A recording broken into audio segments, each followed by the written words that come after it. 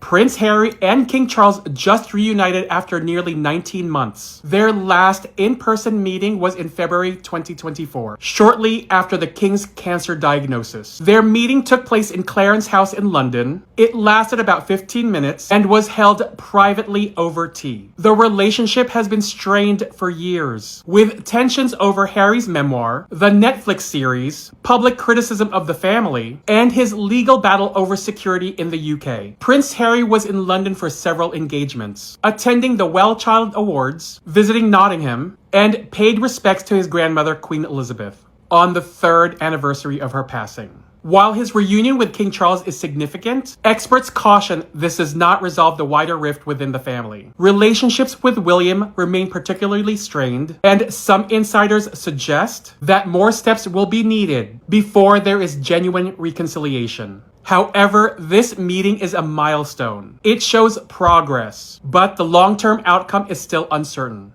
Breaking lasted about 15 minutes and was held privately over tea. Slight correction on my last video about the meeting between Prince Harry and King Charles. The meeting lasted 50 to 55 minutes. The original report I read said 15 minutes. So I'm making a full retraction. It was 50 to 55 minutes. No one I can stand about the derangers, the Meghan, Duchess of Sussex haters, the hypocrisy. They'll spend all day parroting tabloid headlines, eating up every word, and then act like they're somehow standing on truth. What they're really doing is keeping alive the very industry that destroyed Princess Diana. People love to pretend it's harmless gossip. The same rabid, obsessed tabloid press chased Diana to her grave. And every time you click, share, or regurgitate one of these headlines, you're complicit in the same cycle. You can't claim to respect Diana, then turn around, and then fuel the same toxic machine that hounded her to her death. That's why I completely understand Prince Harry's war against the tabloid media. This isn't just about lawsuits and headlines. It's personal. He watched what happened to his mother. He's lived through decades of harassment. And now he sees the same predators coming for his wife and his children. His fight isn't about silencing criticism. It's about survival. It's about saying no more to the system that profits off destruction. And it's about protecting the family he built. Anyone who dismisses that fight has no empathy and no memory of what Diana endured. I know the naysayers will argue it was a drunk driver who killed Diana, or alcohol, or poor security, and even the institution itself. But here's the truth. Multiple factors can coexist. The reckless chase by the paparazzi, the negligence of the driver under the influence, and the failures of the monarchy's protection apparatus. They all played a part. To reduce her death to just one cause is to erase the complexity of what happened. And more importantly, to erase the role of the press in creating the deadly environment around her. And let's not pretend the royal family stands apart from all of this. They're not just passive victims of the tabloid machine. They feed it. They leak. They trade. They barter access to protect themselves at the expense of others. The symbiotic relationship between the firm and the tabloids is what keeps the cycle alive. And when the family itself props up the system, they're just as complicit as the harm it causes. The day Diana died, a lot of us made the choice. Never again. Never again would we feed that beast. And that's why I loathe the tabloids. And why I loathe the derangers. And why I understand my sentiments and cringe that I feel for this woman. As a woman and as a person, it is insulting to my intelligence, and it should be insulting to your intelligence for her to get on TV and to try to teach us how to put cheese on bread.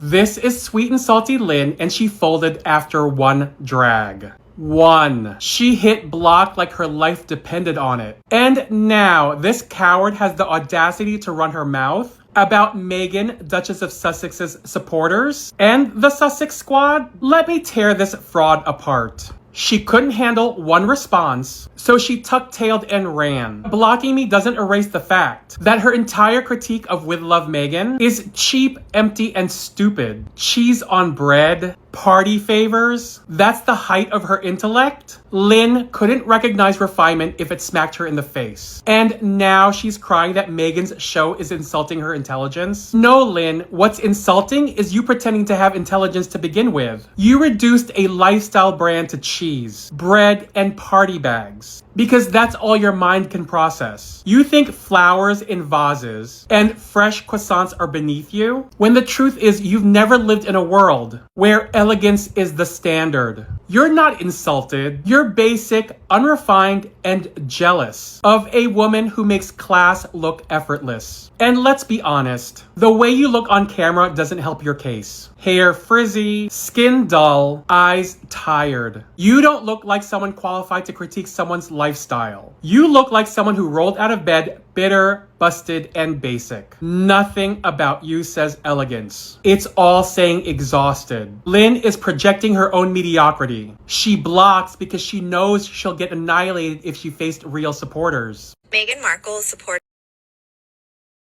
As you can tell, I'm in my pajamas and I was on my way to bed with my cup of as ever peppermint tea, and I got to thinking. Prince Harry's very first project as a working royal started in Nottingham. And I don't think that was an accident. That was him putting himself in a community that was diverse, that's working class, and predominantly black and brown. And from that moment, you can see where his heart was leading him. Fast forward, look at his travels to Africa, his HIV advocacy, his Invictus Games outreach. He's always gravitated towards communities the monarchy has historically ignored. And here's where it gets interesting. When Harry married Meghan, it wasn't just about the prince marries an actress. It was a symbolic choice. It was him confirming what people had already seen. His commitment wasn't going to be to the old establishment or to keeping things all white everything. And this is the reason why the derangers and the Meghan haters hate Meghan. She didn't just take him away. Her presence solidified his connection to the black community in a way that no PR campaign from the firm could ever undo. That's the real threat. It's not just her race. It's the bridge she represents. She made visible what Harry had already been leaning towards for years. And have you noticed who makes up the loudest group of haters? White monarchists, and especially white women. Because for them,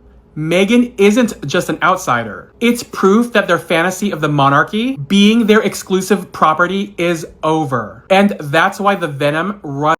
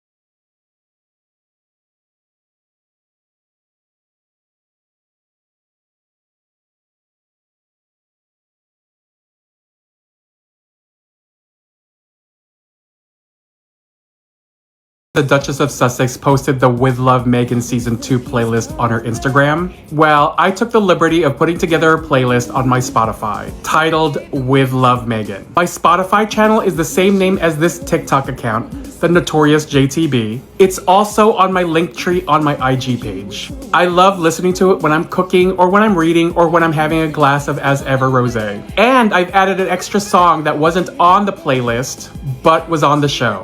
Dropped a huge donation in the UK. And no, it wasn't a photo op. It was from the heart and personal. Prince Harry is back in Britain for the first time in months. And instead of the usual palace drama, he's making headlines for something bigger. He donated $1.5 million of his own money to BBC Children in Need. This isn't some random charity pick. The money is going straight into programs tackling youth violence and knife crime in Nottingham. If you've followed Harry for a while, you know Nottingham isn't just a city. It's where he started a lot of his early community work. So this is him coming full circle. He even joked about the local food, saying the jerk chicken there is banging, which is such a Harry move, mixing serious work with a little humor. And here's what stands out. Royals donate all the time, but it's usually vague or hidden behind foundations. Harry put his name, his face, and his personal money on this. That's rare. And while yes, his family is still keeping their distance, no meetings with William, no confirmation about King Charles, he made sure his UK visit was about purpose, not palace politics. It's proof that whether you like him or not,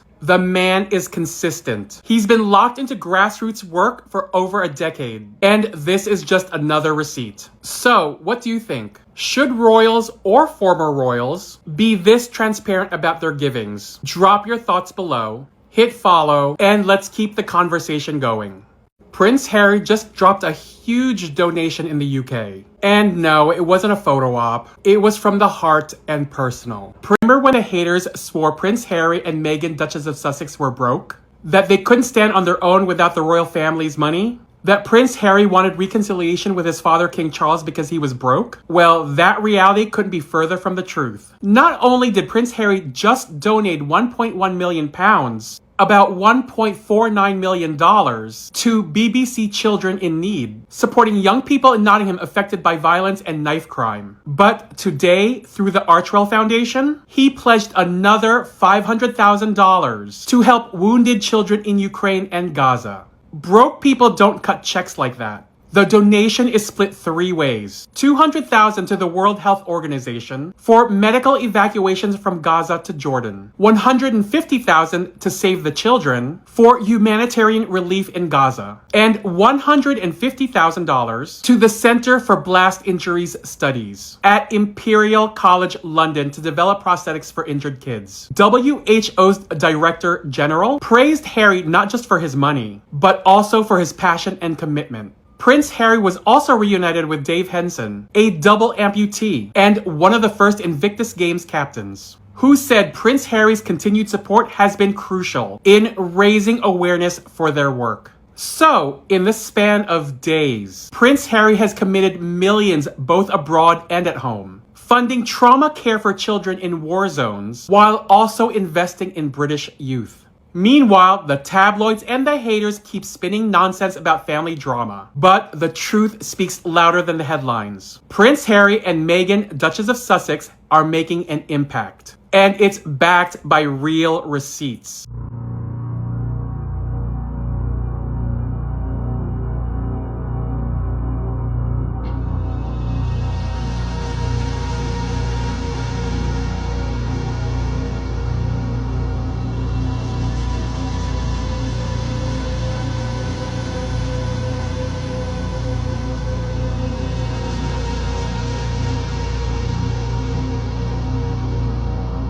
See, now I'm pissed off because let Meghan come through with that wig, do you understand? And she would have been chopped up. That woman came to tell us that she received death threats, that she was suicidal, she wanted to take her own life, she had a miscarriage, she was being bullied. Nobody gave a damn, do you understand? But when I want to speak about the fact that Kate Middleton is wearing that wig, for some reason now, we're being insensitive, it's a bit too much, people are doing too much. This wig is crazy, do you understand? This woman does not pay This woman does not even pay for healthcare. This woman it is not on the NHS, free healthcare. She's got private 24/7. She's very wealthy with all of that stolen money. So they should be able to get her correct when it comes to her hair. I don't know why her fans are saying that she ate this look. The only thing that she ate was Prince William's hairline, and that's gone. So I don't understand why people coddle Kate Middleton, irrespective of any illness that she has. That doesn't mean that she's gonna come out like this and no one can say anything. When her hairstylist, her hairdressers, even William, anybody could have set her up straight and say this is the wrong thing for her to do. Especially because she barely makes appearances now anyway. So when she does step out, because she looks great when she goes Wimbledon, but this is crazy, and so people are gonna react to it. This is the queen to freaking be. But people are so quick to coddle Kate. But when Meghan was out here saying that she wanted to off herself and that she had a miscarriage, people were laughing. The media was trashing her. Even Kate Middleton herself made Meghan cry for no goddamn reason around her wedding. But because this woman wants to buy Temu wig, go to Party City and buy one, get one free wig, now suddenly we can't say nothing. One word that we say, we're immediately insensitive, we're rude. It's crazy. Don't piss me off, man. We love you, Harry. Thank you, Harry. Thank you so much. Thank you, Harry. Thank you, Harry. Thank you so much. We love you, Harry. Thank you so much. Thank you, Harry. Are you enjoying your time in London? Thank you. Nice to meet you guys.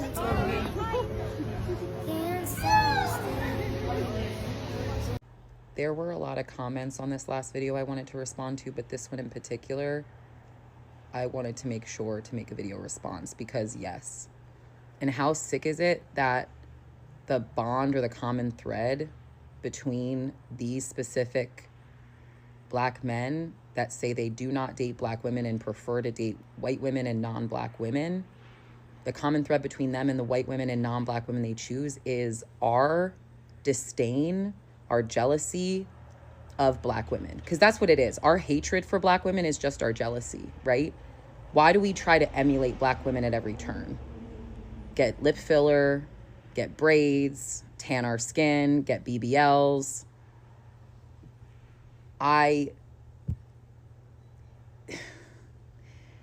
We hate Black women because we're not them.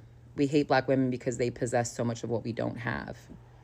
And I'm fortunate enough to be and have been in community with many Black women who are friends, more like sisters, have been mentored, loved on, and taught, cared for by Black women in particular. And that's why I know what I know. So no one with my complexion wakes up and knows this on our own. But I do know if we take time to listen and learn, if we take time to look in the mirror, get honest with ourselves, we'll pay attention to what Black women have been saying. So I know a lot of the comments underneath that video have been, we've been telling y'all. Yes, Black women have absolutely been telling us. We just need to listen.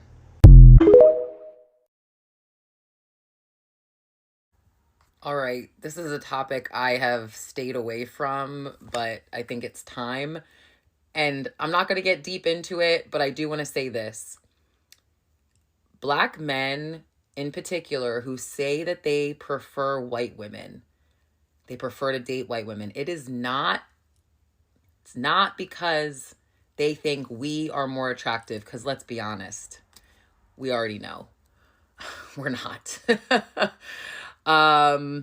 Like toe to toe, if you line up 10 white women and 10 Black women, objectively speaking, you're going to find more genuine beauty, organic beauty in Black women. It's not that these men think we are more attractive. It's that they know that we are not going to hold them accountable in the same way.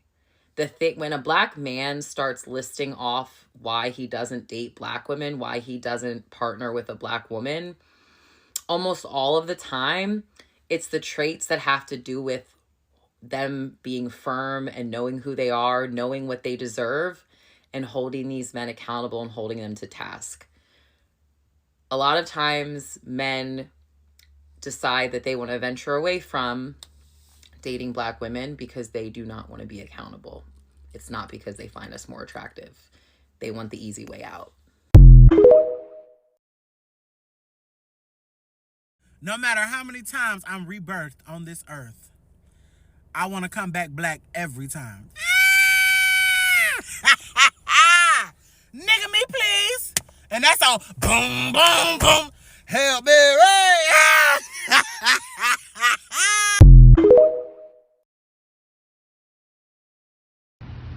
Hello, my people. Lady Rosie here. How y'all doing?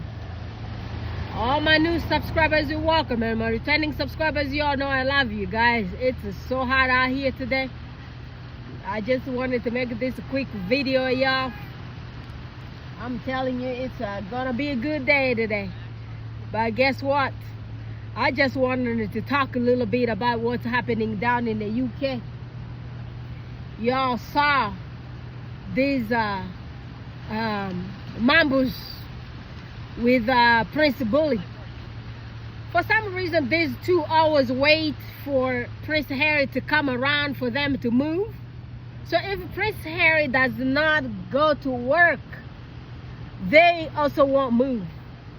The Doolittles, both of them are Doolittles. I wonder how the Queen only called Mambo's Doolittle, because even Mambo's ex-husband, Prince Bully, is a Doolittle.